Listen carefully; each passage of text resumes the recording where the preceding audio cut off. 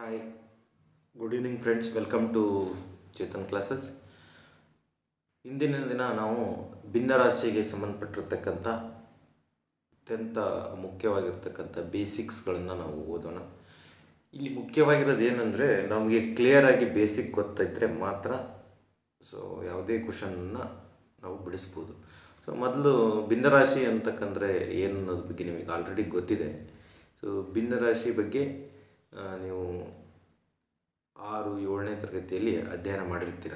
ನಾನು ಇನ್ನೊಂದು ಸಲ ನಿಮಗೆ ಬ್ರೀಫಾಗಿ ಎಕ್ಸ್ಪ್ಲೇನ್ ಮಾಡ್ಕೊಳ್ತಾ ಹೋಗ್ತೀನಿ.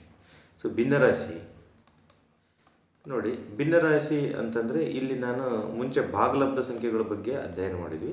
ಎರಡು ಸೇಮ್ ಪದಗಳೇ ಒಂದಕ್ಕೊಂದು ಸಂಬಂಧ ಇರ್ತಕ್ಕಂತಹ ಒಂದು ಸಂಬಂಧವನ್ನು ಹೊಂದಿದೆ, ಒಂದಕ್ಕೊಂದು ಸಂಬಂಧ ಇವೆ ಭಿನ್ನರಾಶಿ ಮತ್ತು ಭಾಗಲಬ್ಧ ಸಂಖ್ಯೆ.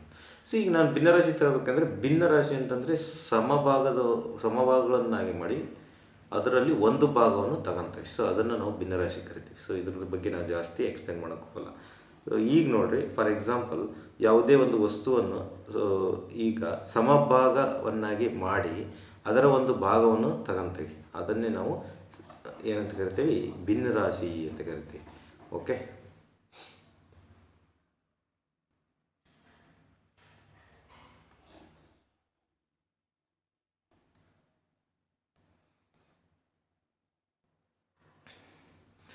ಈಗಿಲ್ಲಿ ನಾನು ಉದಾಹರಣೆ ತಗೋಬೇಕಂದ್ರೆ ಯಾವುದೇ ಒಂದು ವಸ್ತು ತಗೋತೀನಿ. ಉದಾಹರಣೆ 20 ರೂಪಾಯಿ ಇದೆ. ಇದನ್ನು 4 ಭಾಗ ಮಾಡಿದಾಗ ಪ್ರತಿಯೊಂದು ಭಾಗ ಏನಾಗುತ್ತೆ? 5, 5, 5 ಬರುತ್ತೆ. ಹಾಗಾದರೆ ನಾನು 4 ಭಾಗದಲ್ಲಿ ಯಾವುದಾದ್ರೂ 2 ಭಾಗ ತಗೊಂಡೆ ಅಂದ್ಕೊಟ್ರು. ಇದನ್ನು ತಗೊಂಡಂದರೆ ಇದ್ರ ಬೆಲೆ 10 ರೂಪಾಯಿ ಆಗುತ್ತೆ 20ಕ್ಕೆ ಕಂಪೇರ್ ಮಾಡಿದಾಗ. ಈ ರೀತಿ ಸಮ ಭಾಗಗಳನ್ನಾಗಿ ನಾವು ವಿಂಗಡಣೆ ಮಾಡಿ ಅವುಗಳಲ್ಲಿ ತಗೊಂಡ್ರೆ, ಅದರಲ್ಲಿ ಒಂದು ಭಾಗವನ್ನು ತೆಗೆದರೆ ಅದನ್ನು ನಾವು ಭಿನ್ನರಾಶಿ ಅಂತ ಕರಿತೀವಿ. ಉದಾಹರಣೆ, ಇಲ್ಲಿ ಒಂದು ವಸ್ತುವನ್ನು 4 ಭಾಗ ಮಾಡಿದ್ದೀನಿ ನಾನು. 4 ಭಾಗ ಮಾಡಿ ಯಾವುದಾದ್ರೂ 2 ಭಾಗವನ್ನು ತಗೋಬೋದು ಅಥವಾ 1 ಭಾಗ ತಗೋಬೋದು. ಉದಾಹರಣೆ, ಟೋಟಲ್ ಎಷ್ಟು? 4 ಭಾಗ. ಅದರಲ್ಲಿ 1 ಭಾಗ ತಗೊಂಡ್ರೆ 1/4 ಅಂತ ನಾವು ಓದ್ತೀವಿ. ಇಂಥವುಗಳನ್ನು ನಾವು ಭಿನ್ನರಾಶಿ. ಮೇಲ್ಗಡೆ ಇರೋದು ಅಂಶ ಮತ್ತು ತೆಳಗಿರೋದು ಛೇದ ಅಂತ ನಿಮಗೆ ಆಲ್ರೆಡಿ ಗೊತ್ತಿದೆ. ನೆಕ್ಸ್ಟ್ ನೋಡಿ, ಈಗ ನಾವು ಕಲಿಬೇಕಾಗಿರೋದು ಇಲ್ಲಿ ಇಂಪಾರ್ಟೆಂಟ್ ಏನಂತಂದರೆ, ಮೂಲ ಕ್ರಿಯೆಗಳ ಬಗ್ಗೆ ನಾವು ಅಧ್ಯಯನ ಮಾಡಬೇಕಾಗುತ್ತೆ. ಅದಕ್ಕಿಂತ ಮುಂಚೆ ನಾನು ಭಿನ್ನರಾಶಿ ವಿಧಗಳಲ್ಲಿ 2 ವಿಧ, ಮುಖ್ಯವಾಗಿ 3 ವಿಧಗಳು ಬರ್ತವೆ. ಅತ್ಯಂತ ಮುಖ್ಯವಾಗಿ ಸಮ ಮತ್ತು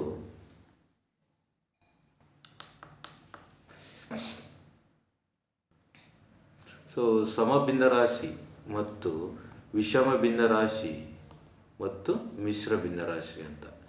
ಓಕೆ, ಸಮ ಭಿನ್ನರಾಶಿ, ವಿಷಮ ಭಿನ್ನರಾಶಿ ಮತ್ತು ಮಿಶ್ರ ಭಿನ್ನರಾಶಿಗಳ ಬಗ್ಗೆ ವ್ಯತ್ಯಾಸ ನೀವು ತಿಳ್ಕೊಂಡಿರ್ಬೇಕಿಲ್ಲಿ.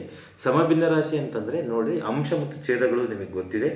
ಅಂಶ ಯಾವಾಗಲೂ ಏನಾಗಿರುತ್ತೆ ಅಂದರೆ ಕಡಿಮೆ ಇರುತ್ತೆ. ಉದಾಹರಣೆ, ನಾನು 3 ಛೇದ ಹೆಚ್ಚಿಗಿರುತ್ತೆ. ಅಂಶ ಮತ್ತು ಛೇದವು ಕಂಪೇರ್ ಮಾಡಿದಾಗ ಅಂಶ ಕಡಿಮೆ ಇದ್ದು ಛೇದ ಹೆಚ್ಚಿಗಿರ್ತಕ್ಕಂಥ ಭಿನ್ನರಾಶಿಗಳನ್ನು ಸಮ ಭಿನ್ನರಾಶಿ ಅಂತ ಕರಿತೀವಿ.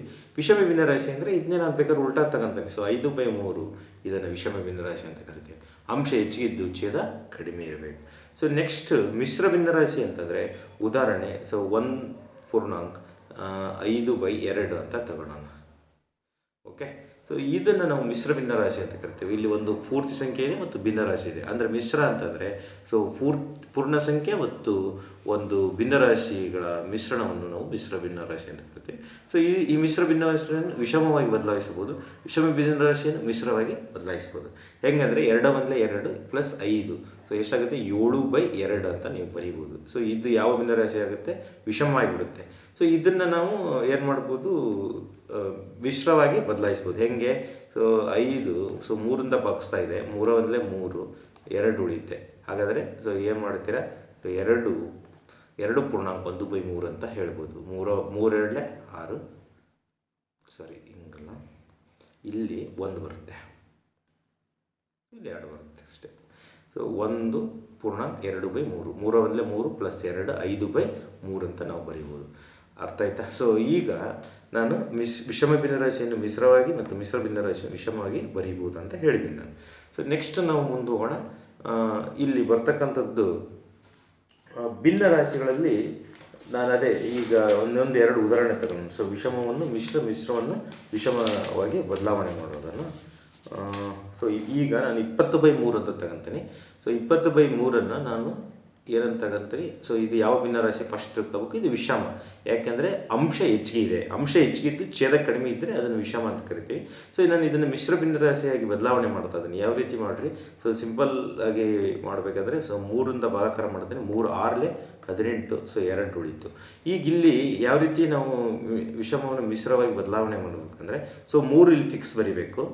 ಓಕೆ, ಸೊ 3 ಫಿಕ್ಸ್ ಬರೋದು. ಇಲ್ಲಿ ಏನಿದೆ ಅಲ್ಲ 2, ಸೊ ಇದನ್ನು ನಾನು ಇಲ್ಲಿ ಬರಿತೀನಿ. ಸೊ ಇದನ್ನು ಮೇಲ್ಗಡೆನ ಈ 2 ಶೇಷ ಉಳಿದಿದೆಯಲ್ಲ, ಇದನ್ನು 2 ಬರಿತೀನಿ. ಸೊ ಇಲ್ಲಿ 6 ಬರಿತೀನಿ, ಇದನ್ನು ಭಾಗಲಬ್ಧವನ್ನು. ಸೊ ಅಂದರೆ 3 ತಳಗಡೆ ಬರುತ್ತೆ, 2 ಮೇಲ್ಗಡೆ ಹೋಗುತ್ತೆ, 6 ಪಕ್ಕದಲ್ಲಿ ಬರುತ್ತೆ. ಸೊ ಇಲ್ಲಿ ನೋಡಿರಿ, 3 6 18 + 2 20/3 ಆಗುತ್ತೆ. ಅಂದರೆ ನಾನು ವಿಷಮ ಭಿನ್ನರಾಶಿಯನ್ನು ವಿಷಮ ಭಿನ್ನರಾಶಿಯನ್ನು ಮಿಶ್ರ ಭಿನ್ನರಾಶಿಯಾಗಿ ಬದಲಾವಣೆ ಮಾಡಿದ್ದೀನಿ. ಸೊ ಅದೇ ರೀತಿ ನಾನು ಇನ್ನೊಂದು ಉದಾಹರಣೆ ತಗೊಂತೀನಿ. ವಿಷಮ ಭಿನ್ನರಾಶಿಯನ್ನು ಮಿಶ್ರ ಭಿನ್ನರಾಶಿಯನ್ನು ಕೊಟ್ಟಿರ್ತಾರೆ, ನೀವು ವಿಷಮವಾಗಿ ಬದಲಾವಣೆ ಮಾಡೋದು ಹೆಂಗೆ ಅಂತ. So simple question. ಉದಾಹರಣೆ ನಾನು ತಗೊಂತೀನಿ. 5.6/7 ಇದೆ. ಇದನ್ನು ನಾವು ವಿಷಮ ಭಿನ್ನರಾಶಿ, ಯಾಕಂದರೆ ಮಿಶ್ರ ಭಿನ್ನರಾಶಿ. 5 × 35, 35 + 6 ಎಷ್ಟಂದರೆ 41/7 ಆಗುತ್ತೆ. ಇದು ಏನಾಗುತ್ತೆ, ವಿಷಮ ಭಿನ್ನರಾಶಿಯಾಗಿ ಬದಲಾವಣೆ ಆಯಿತು ಫ್ರೆಂಡ್ಸ್. ಇದು ನಾನು ಜಾಸ್ತಿ ನಿಮಗೆ ಇದನ್ನ ಎಕ್ಸ್ಪ್ಲನೇಷನ್ ಕೊಡೋಲ್ಲ, ಸಿಂಪಲ್ಲಾಗಿ ಕನ್ವರ್ಟ್ ಮಾಡ್ಕೋಬೇಕು. ಸೊ ಇದನ್ನು ವಿಷಮವನ್ನು ಮಿಶ್ರವಾಗಿ ಬದಲಾವಣೆ ಮಾಡೋದು ಕಲ್ತಿದ್ದೀವಿ. ಸೊ ನೆಕ್ಸ್ಟ್ ನೋಡೋಣ ನಾವೀಗ. ನೆಕ್ಸ್ಟು ಸಮಾನ ಭಿನ್ನರಾಶಿಗಳು. ಸೊ ಕ್ಲಿಯರಾಗಿ ಅರ್ಥ ಮಾಡಿಕೊಡ್ರಿ. ಸಮಭಿನ್ನರಾಶಿ ಬೇರೆ, ಸಮಾನ ಭಿನ್ನರಾಶಿ ಬೇರೆ. ಕೆಲವೊಬ್ಬರು 2 ಒಂದ ಅನ್ಕೊಂತಾರೆ. ಸಮಾನ ಭಿನ್ನರಾಶಿಗಳು ಬೇರೆ. ಸೊ ಸಮಭಿನ್ನರಾಶಿಗಳು ಅಂತಂದರೆ ನಿಮಗೆ ಏನಂತಂದರೆ, ಈಗ ಹೇಳಿದೆ ನಾನು. ಸೊ ಛೇದ ಏನಾಗಿರುತ್ತೆ, ಕಡಿಮೆ ಇರುತ್ತೆ. ಉದಾಹರಣೆ ಕಡಿಮೆ ಇತ್ತು, ಅಂಶ ಏನಾಗಿರುತ್ತೆ, ಅಂಶ ಕಡಿಮೆ ಇರುತ್ತೆ, ಛೇದ ಹೆಚ್ಚಿಗೆ ಇರುತ್ತೆ. ಸೊ ಇದನ್ನು ಸಮಭಿನ್ನ ರಾಶಿ ಅಂತ ಕರಿತೀವಿ. ಸೊ ಈಗ ನಿಮಗೆ ಇನ್ನೊಂದು ಪಾಯಿಂಟ್ ಏನು ಹೇಳಬೇಕಂದ್ರೆ, ನಾವು ಸಮಭಿನ್ನ ರಾಶಿಯಲ್ಲಿ ಯಾವಾಗಲೂ ಬೆಲೆ 1ಕ್ಕಿಂತ ಕಡಿಮೆ ಇರುತ್ತೆ. ಸೊ 1ಕ್ಕಿಂತ ಏನಾಗಿರುತ್ತೆ, ಕಡಿಮೆ ಇರುತ್ತೆ. ಉದಾಹರಣೆ ನೋಡಿ. ಸೊ ಈಗ ಈ 3ಅನ್ನು 5ರಿಂದ ಭಾಗಿಸೋಕ್ಕೆ ಬರಲ್ಲ. ಓಕೆ, ಈಗ ನಾನು ಇದನ್ನು ಭಾಗಿಸಿದಾಗ, ಸೊ ಇಲ್ಲಿ ಪಾಯಿಂಟ್ ಇಟ್ಟ ತಕ್ಷಣ ಏನಾಗುತ್ತೆ, ಇಲ್ಲಿ 30 ಬರುತ್ತೆ. 5 6 30, ಅಂದರೆ ಇದು <1 ಇರುತ್ತೆ, ಅಂದರೆ <1 ಇರುತ್ತೆ. ಸೊ ಸಮಭಿನ್ನ ರಾಶಿ ಯಾವಾಗಲೂ 1ಕ್ಕಿಂತ ಕಡಿಮೆ ಇರುತ್ತೆ. ಸೊ ಹೇಳಿಕೆ ರೂಪದಲ್ಲಿ ಪ್ರಶ್ನೆ ಕೇಳ್ಬೋದು. ಯಾಕಂದರೆ ಇಲ್ಲಿ ಅಂಶ ಕಡಿಮೆ ಇರುತ್ತೆ, ಛೇದ ಹೆಚ್ಚಿಗಿರುತ್ತೆ. ಅಂದರೆ ಭಾಗಿಸೋದು, ಸೊ ಇಲ್ಲಿ ಏನಿದೆಯಲ್ಲ, ಅಂದರೆ ಇದನ್ನು ಭಾಗಿಸ್ಬೇಕಲ್ಲ, ಇದು ಭಾಗಿಸ್ಕೊಳ್ಳೋದು. ಸೊ ಇದು ಭಾಗಿಸೋದು ಏನಿದೆಯಲ್ಲ ಹೆಚ್ಚಿಗಿರುತ್ತೆ. ಹಾಗಾಗಿ ಯಾವಾಗಲೂ 1ಕ್ಕಿಂತ ಸೊ ಕಡಿಮೆನೇ ಇರುತ್ತೆ. ನೆಕ್ಸ್ಟ್ ನೋಡಿ, ಸಮಾನ ಭಿನ್ನರಾಶಿ ಅಂದರೆ ಏನು. ಈಗ ನಿಮ್ಗೆ ಸಮಭಿನ್ನರಾಶಿ ಅಂದರೆ ಹೇಳಿದೆ ನಾನು. ಸೊ ಸಮಾನ ಭಿನ್ನರಾಶಿ ಅಂದರೆ, ಉದಾಹರಣೆ ನಾನು ತಗೊಂತೀನಿ. ಇದನ್ನೇ 3/5 ತಗೊಂತೀನಿ. ಸೊ ಇದನ್ನು ಯಾವುದಾದ್ರೂ ಒಂದು ಸಂಖ್ಯೆಯಿಂದ ಗುಣಿಸ್ತೀನಿ ಮತ್ತು ಭಾಗಿಸ್ತೀನಿ. ಈಗ ಬರ್ತಕ್ಕಂಥದ್ದು 6/10. ಆವಾಗ ಇನ್ನೊಂದು ಭಿನ್ನರಾಶಿ ಬಂತು. ಸೊ ಇದನ್ನು ನಾನು ಏನಂತ ಕರಿತೀನಿ, 3/5ರ ಸಮಾನ ಭಿನ್ನರಾಶಿ ಅಂತ ಕರಿತೀನಿ. ಸೊ ಇದು ಇಂಪಾರ್ಟೆಂಟ್.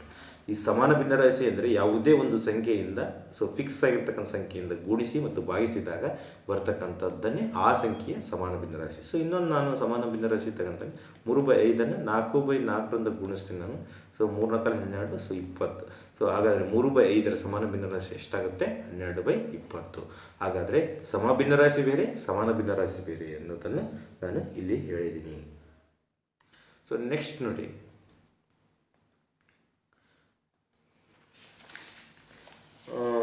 ಸಮಾನ ಭಿನ್ನರಾಶಿಗಳು ಆಯಿತು. ನಾನು ಇವಾಗ ಹೇಳಿದ ಪ್ರಕಾರ ಈ ರೀತಿ.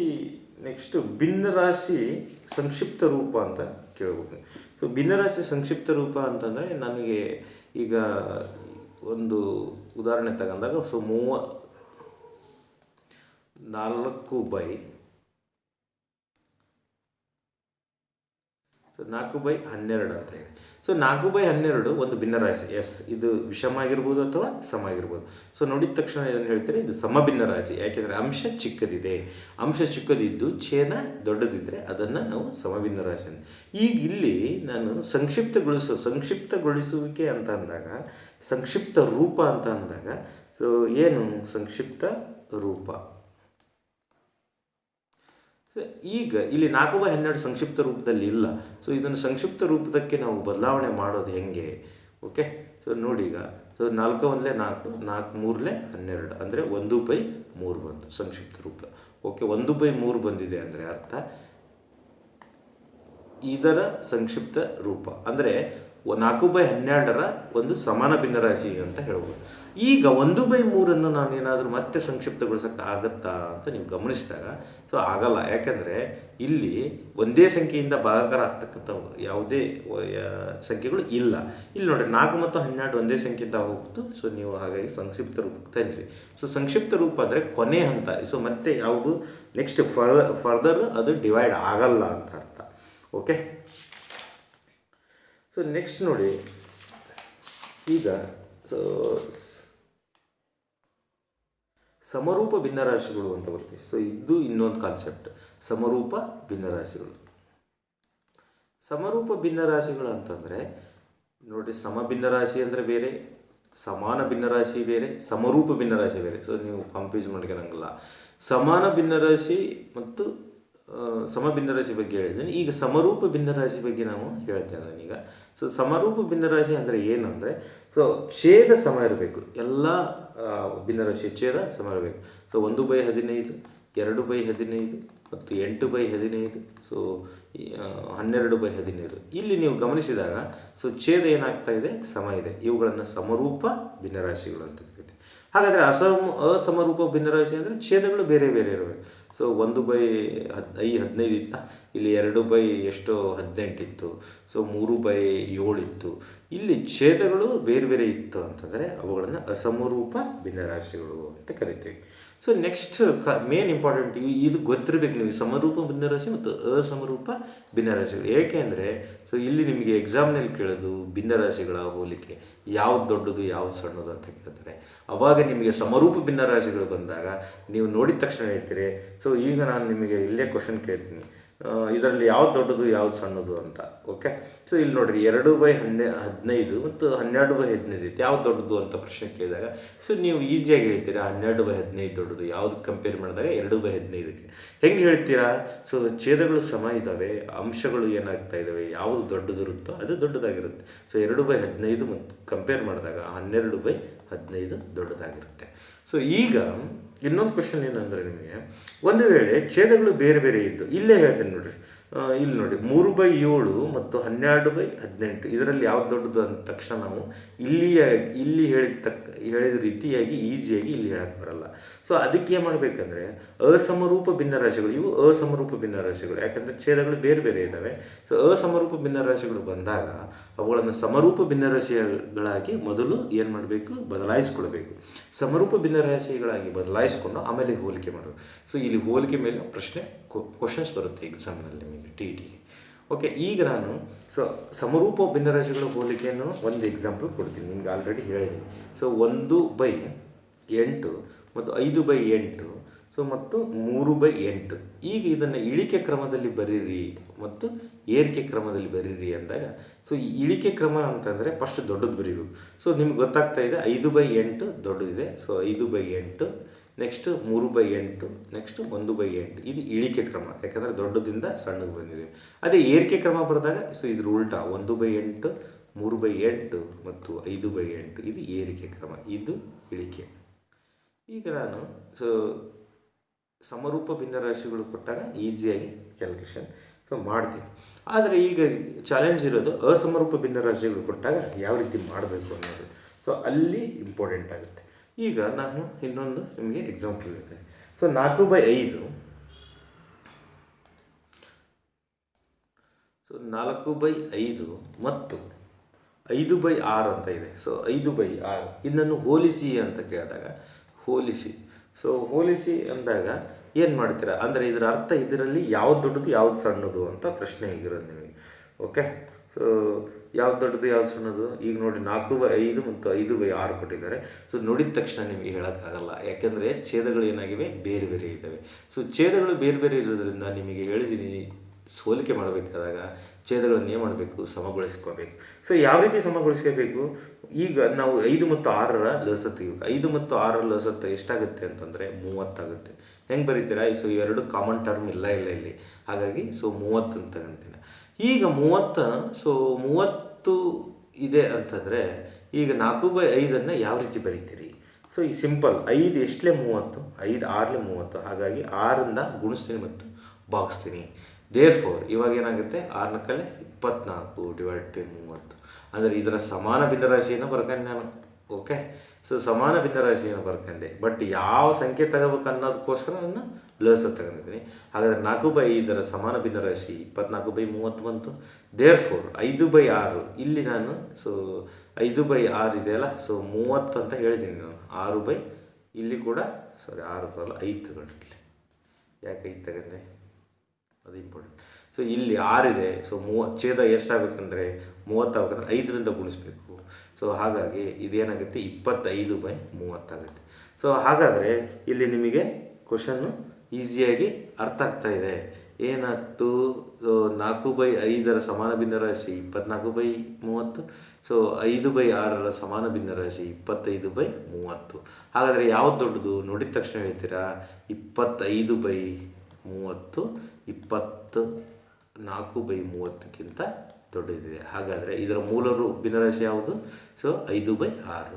ಈಗ ನಾವು ಈ ರೀತಿ ನಾವು ಏನು ಮಾಡಬೇಕಂದ್ರೆ, ಸೊ ಛೇದಗಳ ಲಸ ತೆಗಿಬೇಕು ಮತ್ತು ಛೇದಗಳನ್ನು ಸಮಗೊಳಿಸಿಕೊಳ್ಬೇಕು.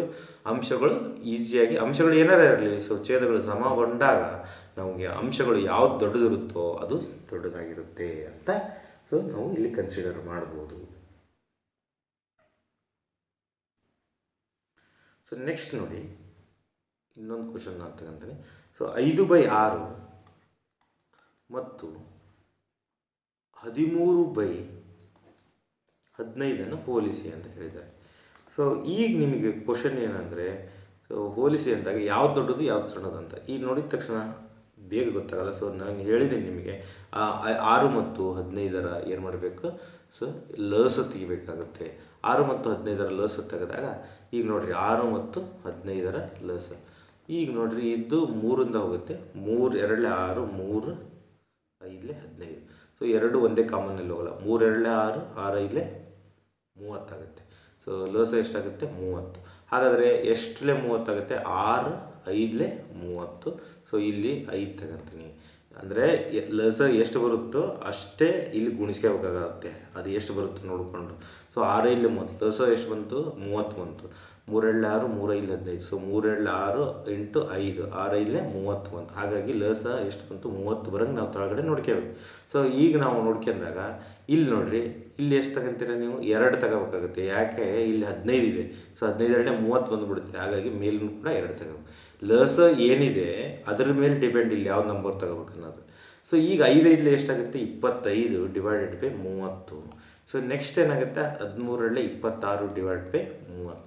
ಸೊ ಈಸಿಯಾಗಿ ಗೊತ್ತಾಗುತ್ತೆ ಯಾವ್ದು ದೊಡ್ಡದು ಅಂತ. 26/30 ದೊಡ್ಡದಾಗಿರುತ್ತೆ. ಸೊ ಇಲ್ಲಿ ಎಕ್ಸಾಮ್ನಲ್ಲಿ ಯಾವ ರೀತಿ ಕ್ವಶನ್ ಕೇಳ್ಬೋದು ಅಂತಂದರೆ, ಈ ಚಿಹ್ನೆಗಳನ್ನು ಕೊಡ್ಬೋದು, ಅಥವಾ ಸೊ 3 ಅಥವಾ 4 ಭಿನ್ನರಾಶಿಗಳನ್ನು ಕೊಟ್ಟು, ಸೊ 3 ಅಥವಾ 4 ಭಿನ್ನರಾಶಿಗಳನ್ನು ಕೊಟ್ಟು ನಿಮಗೆ ಏರಿಕೆ ಕ್ರಮದಲ್ಲಿ ಬರೀರಿ ಅಥವಾ ಇಳಿಕೆ ಕ್ರಮದಲ್ಲಿ ಬರೀರಿ ಅಂತ ಕ್ವಶನ್ ಕೇಳ್ಬೋದು. ಓಕೆ, ನೆಕ್ಸ್ಟ್ ಕ್ವಶನ್ ನಾವು ನೋಡೋಣ.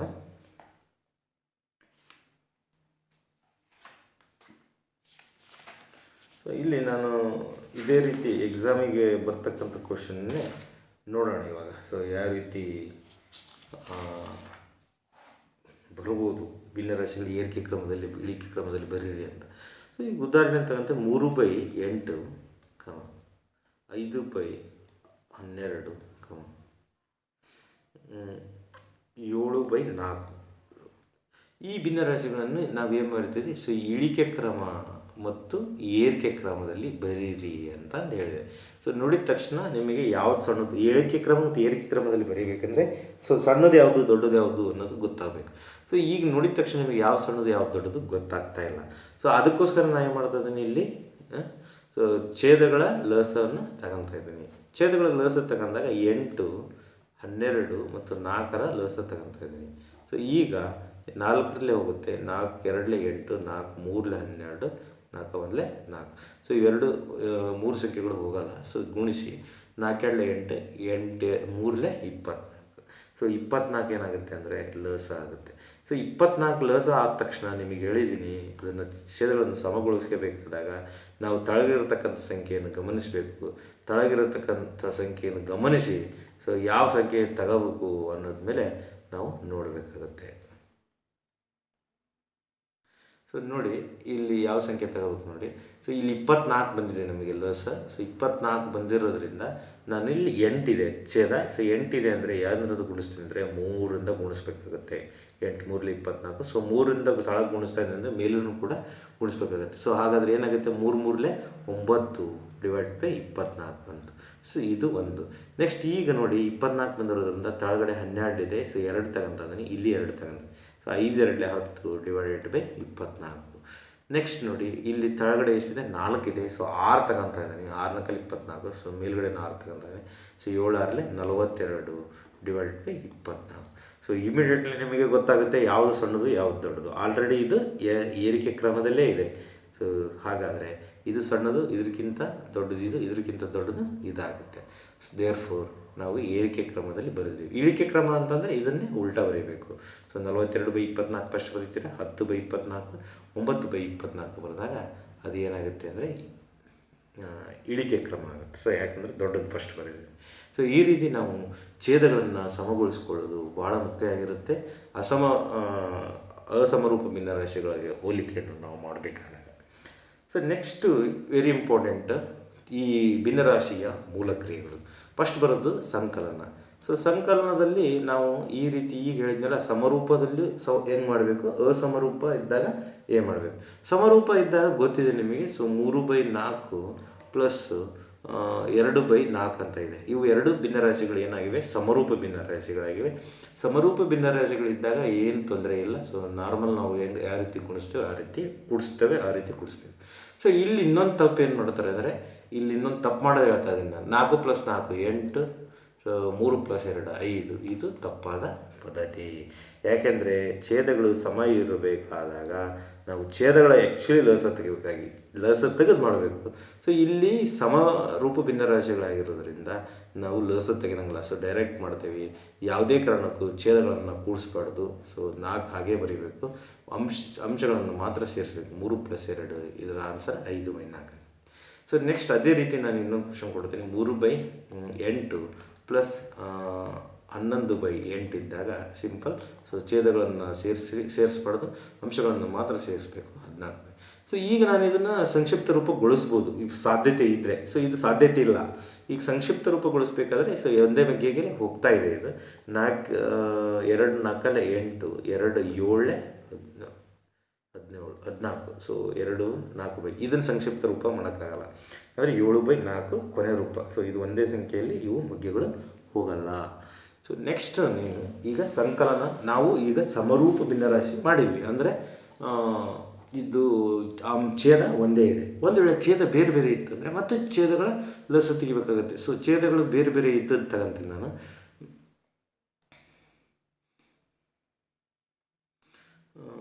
3/8 ಪ್ಲಸ್ 4/8. 4 ಛೇದಗಳು ಬೇರೆ ಇರುತ್ತಲ್ಲ. ಸೊ 7 ತಗೊಂಡಿದ್ದೀನಿ. ಸೊ ನೋಡಿ ಫ್ರೆಂಡ್ಸ್, ಇವಾಗ ಇಲ್ಲಿ ನಿಮಗೆ ಫಸ್ಟ್ ಲೆಕ್ಕ ಆಗಿರೋದನ್ನ ಸ್ವಲ್ಪ 4/7 ಅಷ್ಟೇ ತಗೊಂಡು. ಸೊ ನೆಕ್ಸ್ಟ್ ನೋಡಿ, ಈಗ 4/7 ಮತ್ತು 3/8 ತಗೊಂಡಿದ್ದೇನೆ ನಾನು. ಸೊ ತಗೊಂಡಾಗ ಇಲ್ಲಿ ನಿಮಗೆ ಗೊತ್ತಾಗ್ತಾ ಇದೆ ಛೇದಗಳು ಏನಾಗ್ತಾ ಇದ್ದಾವೆ, ಬೇರೆ ಬೇರೆ ಇದಾವೆ. ಇಲ್ಲಿ 8 ಇದೆ, ಇಲ್ಲಿ 7 ಇದೆ.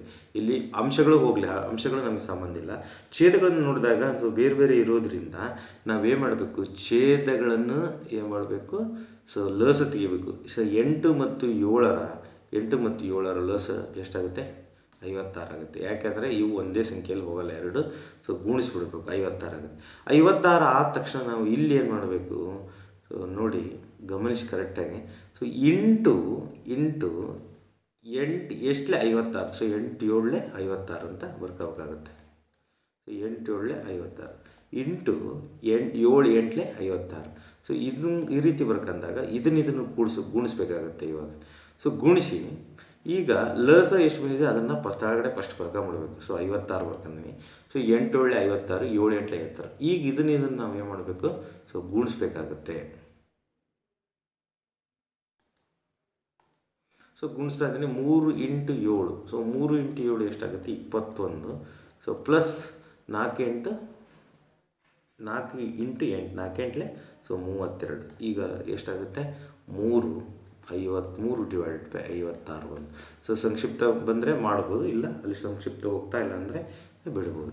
ಇದು ಯಾವಾಗ ನಾನು ಹೇಳ್ತಾ ಇರೋದು ಇದನ್ನು ಅಂಶಗಳ ಛೇದಗಳನ್ನು ಛೇದಗಳು ಬೇರೆ ಬೇರೆ ಇದ್ದಾಗ, ಸೊ ಛೇದಗಳು ಬೇರೆ ಬೇರೆ ಇದ್ದಾಗ ನಾವು ಕೂಡಿಸ್ಬೇಕಾದಾಗ, ಸಂಕಲನ ಮಾಡಬೇಕಾದಾಗ, ಒಂದು ವೇಳೆ 3 ಇತ್ತಪ್ಪ, ಸೊ 3 ಇದ್ದಾಗ ಕೂಡ ನಾವು 3 ಸಂಖ್ಯೆಗಳ ಲಸವನ್ನು ತೆಗೆಯಬೇಕಾಗುತ್ತೆ. ಸೊ ಅದನ್ನು ಉದಾಹರಣೆ ಹೇಳ್ತೀನಿ ನಿಮಗೆ. ಸೊ ಉದಾಹರಣೆ 3 ಇದ್ದಾಗ ನೋಡಿರಿ, 4/5 ಪ್ಲಸ್ 7/6 ಪ್ಲಸ್ 8/3 ಇತ್ತು. ಸೊ ಇವಾಗ ನಮಗೆ ಎಷ್ಟು ಭಿನ್ನರಾಶಿಗಳಿವೆ? 3 ಇವೆ.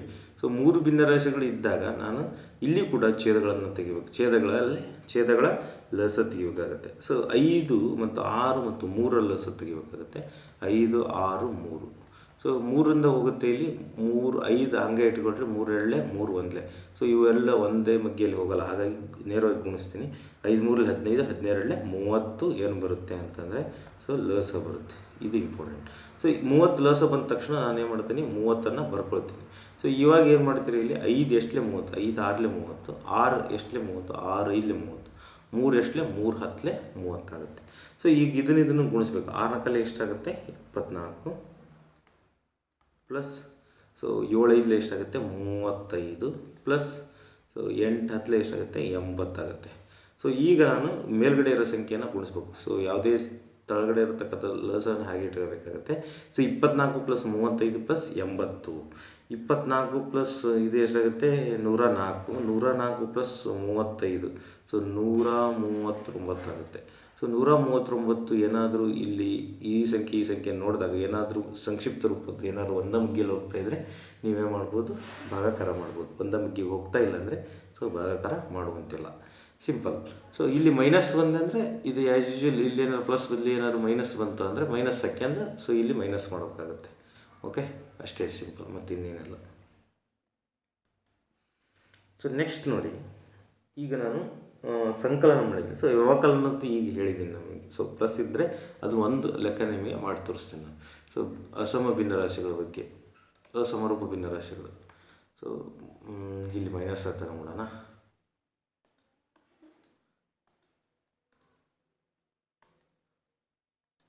ಸೊ ಈಗ -8/2 ಇತ್ತು. ಸೊ ಇಲ್ಲಿ ನೋಡಿದ ತಕ್ಷಣ ಗೊತ್ತಾಗುತ್ತೆ ಇವು ಅಸಮರೂಪ ಭಿನ್ನರಾಶಿಗಳು, ಛೇದ ಬೇರೆ ಬೇರೆ ಇದೆ. ಸೊ ಛೇದಗಳ ಲಸ ಎಷ್ಟಾಗುತ್ತೆ ಅಂದರೆ 10 ಆಗುತ್ತೆ. 10 ಆದ ತಕ್ಷಣ ಹೆಂಗಂದರೆ ಇದು 5 ಮತ್ತು 2ರ ಲಸ. ಸೊ 5 2ಲೆ 10 ಮತ್ತು 2 5ಲೆ 10. ಸೊ ನೆಕ್ಸ್ಟ್ 3 2ಲೆ 6 ಮೈನಸ್ 8 5ಲೆ 40 ಆಗುತ್ತೆ. ಸೊ ಈಗ ಇಲ್ಲಿ ಇಂಪಾರ್ಟೆಂಟ್ ಯಾವ ರೀತಿ ಮಾಡ್ತೀರಾ, ಇಲ್ಲಿ ಏನಿಲ್ಲ ಅಂದರೆ ಪ್ಲಸ್ ಇರುತ್ತೆ. ಸೊ ವಿರುದ್ಧ ಚಿಹ್ನೆಗಳು ಬಂದವೆ, +6 ಮತ್ತು -6 -40 ಬಂದಾಗ ವಿರುದ್ಧ ಚಿಹ್ನೆಗಳು ಬಂದಾಗ ಫಸ್ಟ್ ಕಳೆದು ಬಿಡಬೇಕು. ದೊಡ್ಡ ಸಂಖ್ಯೆಯಲ್ಲಿ ಸಣ್ಣ ಸಂಖ್ಯೆಯನ್ನು ಕಳೆಯಬೇಕು. 40ರಲ್ಲಿ 6 ಹೋದರೆ ಎಷ್ಟಾಗುತ್ತೆ? 34 ಆಗುತ್ತೆ. ಸೊ 34 ಬರೋದು ಇಲ್ಲಿ ಏನು ಚಿಹ್ನೆ ಇಡಬೇಕು ಅದು ಇಂಪಾರ್ಟೆಂಟ್. 34 ಆದಮೇಲೆ ಸೊ ಚಿಹ್ನೆಯನ್ನು ನಾವೇನು ಇಡಬೇಕಂದ್ರೆ ದೊಡ್ಡ ಸಂಖ್ಯೆ ಏನಿದೆಯೋ, ದೊಡ್ಡ ಸಂಖ್ಯೆ ಚಿಹ್ನೆ ಏನಿದೆಯೋ ಅದನ್ನು ಇಡಬೇಕು. ಯಾವಾಗಲೂ ಚಿಹ್ನೆ ಆ ಸಂಖ್ಯೆ ಎಡಭಾಗದಲ್ಲಿರುತ್ತೆ. ಸೊ ದೊಡ್ಡ ಸಂಖ್ಯೆ ಎಷ್ಟಿದೆ? 40 ಇದೆ, ಅದರ ಚಿಹ್ನೆ ಇಲ್ಲೇನಿದೆ? ಮೈನಸ್ ಇದೆ. ಸಣ್ಣ ಸಂಖ್ಯೆ ಏನಿದೆ? 6 ಇದೆ, ಅದರ ಚಿಹ್ನೆ ಎಡಭಾಗದಲ್ಲಿರುತ್ತೆ. ಹಾಗಾದರೆ ನಾನು ಕಳೆದಿದ್ದೀನಿ. ಸೊ -34/10. ಈಗ ಇವು ಎರಡು ಒಂದೇ ಮಗ್ಗಿಯಲ್ಲಿ ಹೋಗ್ತಾ ಇದ್ದಾವೆ. ಸೊ ನಾನು ಇದನ್ನು ಸಂಕ್ಷಿಪ್ತ ರೂಪಕ್ಕೆ ತಗೊಂತಾನೆ. 5 2ಲೆ 10, 2 1ಲೆ 2 2ಲೆ 14. ಸೊ ಹಾಗಾದರೆ -17/5 ಇದು ಒಂದು ಭಿನ್ನರಾಶಿಯ ಉತ್ತರ ಆಗಿರುತ್ತೆ. ಸೊ ಮೈನಸ್ ನೀವು ಮೇಲ್ಗಡೆ ಬರೆದ್ರೆ ತಳ ಬರೆದ್ರೂ ಅರ್ಥ ಈ ಭಿನ್ನರಾಶಿಗೆ. ಉದಾಹರಣೆ ನಾನು ಇದನ್ನು -17/5 ಅಂತಲೂ ಬರೆದ್ರು ಒಂದೇ. ಸೊ ಅದೇ 17/-5 ಬರೆದ್ರು ಒಂದೇ. ಸೊ ಇದು ಎರಡು ಒಂದೇ ಮೀನಿಂಗ್ ಕೊಡುತ್ತೆ. ಯಾಕಂದರೆ ನಾನು -5 ಅಂತ ತಗೊಂತ ಇಲ್ಲ, ಇದು ಭಿನ್ನರಾಶಿಗೆ ಮೈನಸ್ ಕೊಡ್ತಾ ಇದ್ದೀನಿ. ಸೊ ಇಲ್ಲಿ ತಳಗೂ ಇರ್ಬೋದು ಅಥವಾ ಮೇಲಿನ ಇರ್ಬೋದು. ಈ ರೀತಿ ನಾವು ಭಿನ್ನರಾಶಿಯ ಸಂಕಲನ ಮತ್ತು ವ್ಯವಕಲನವನ್ನು ಮಾಡ್ತೀವಿ. ಸೊ ನೀವು ಸ್ವತಃ ನೀವು ಬೇರೆ ಬೇರೆ ಸ್ವಂತ ಹಾಕಿ ಮಾಡ್ಕೋಬೋದು ನೀವು. ಸೊ ಪ್ರಾಕ್ಟೀಸ್ ಆಗುತ್ತೆ. ಆಮೇಲೆ ಬುಕ್ನಲ್ಲಿ ಸೊ ಪ್ರಾಕ್ಟೀಸ್ ಬುಕ್ನಲ್ಲಿ ನೀವು ಉದಾಹರಣೆ 6ನೇ ಕ್ಲಾಸ್ 7ನೇ ಕ್ಲಾಸ್ನಲ್ಲಿ ಭಿನ್ನರಾಶಿ ಪಾಠಕ್ಕೆ ಬಂದಿರತಕ್ಕಂತಹ ಅಲ್ಲಿ ಇದ್ದಾವೆ ಕ್ವಶನ್, ಸಂಕಲನ ಮಾಡೋದು ಮತ್ತು ವ್ಯವಕಲನ ಮಾಡೋದು. ಆ ಕ್ವಶನ್ಸ್ಗಳನ್ನು ನೀವು ನೋಡ್ಕೋಬೋದು. ಸೊ ವೆರಿ ಬೇಸಿಕ್ ಇವು. ನಮಗೆ ಡಿಫಿಕಲ್ಟ್ ಆಗೋದು ಎಲ್ಲಿಂದರೆ ದೊಡ್ಡ ಲೆಕ್ಕ ಮಾಡೋದಕ್ಕೆ. ಸೊ ಬೇಸಿಕ್ ಭಾಳ ಇಂಪಾರ್ಟೆಂಟು. ಬೇಸಿಕ್ ಗೊತ್ತಿಲ್ಲ ಅಂದರೆ ದೊಡ್ಡ ಲೆಕ್ಕಗಳು ಬರಲ್ಲ. ಹಾಗಾಗಿ ಬೇಸಿಕ್ನ ತಿಳ್ಕೋಬೇಕಾಗತ್ತೆ. ಸೊ ಇಲ್ಲಿ ಮುಖ್ಯವಾಗಿ ನಿಮಗೆ ಗೊತ್ತಿದೆ LCM ತಿಳಿಲಿಲ್ಲದ್ರೆ ಲೆಕ್ಕ ಬರಲ್ಲ. ಸೊ ಹಾಗಾಗಿ ಎಲ್ ಸಿ ಎಮ್ ಅಥವಾ ಲಸ ತೆಗೆಯೋದು ಕೂಡ ನಿಮಗೆ ಗೊತ್ತಿರಬೇಕಾಗುತ್ತೆ. ಓಕೆ ಫ್ರೆಂಡ್ಸ್, ಇಲ್ಲಿಗೆ ಇವತ್ತಿನ ಕ್ಲಾಸ್ನ ಸ್ಟಾಪ್ ಮಾಡೋಣ. ಸೊ ಮುಂದಿನ ಕ್ಲಾಸ್ನಲ್ಲಿ ನೆಕ್ಸ್ಟ್ ನಾವು ಭಿನ್ನರಾಶಿಯ ಗುಣಾಕಾರ ಮತ್ತು ಭಾಗಾಕಾರವನ್ನು ನೋಡೋಣ. ಅದಾದ ಮೇಲೆ ದಶಮಾಂಶಗಳು ಬರ್ತವೆ. ಸೊ ಮುಂದಿನ ಕ್ಲಾಸ್ನಲ್ಲಿ ನಾವು ಟ್ರೈ ಮಾಡೋಣ. Wish all the best. ಚೆನ್ನಾಗಿ ಓದ್ಕೊಳ್ರಿ. ಸೊ ಎಕ್ಸಾಮ್ಸ್ ಹತ್ತಿರ ಬರ್ತಾ ಇದ್ದಾವೆ. ನಿಮ್ಮ ಪ್ರಿಪ್ರೇಷನ್ ಜೋರಾಗಿರಲಿ. Bye, take care, good night friends.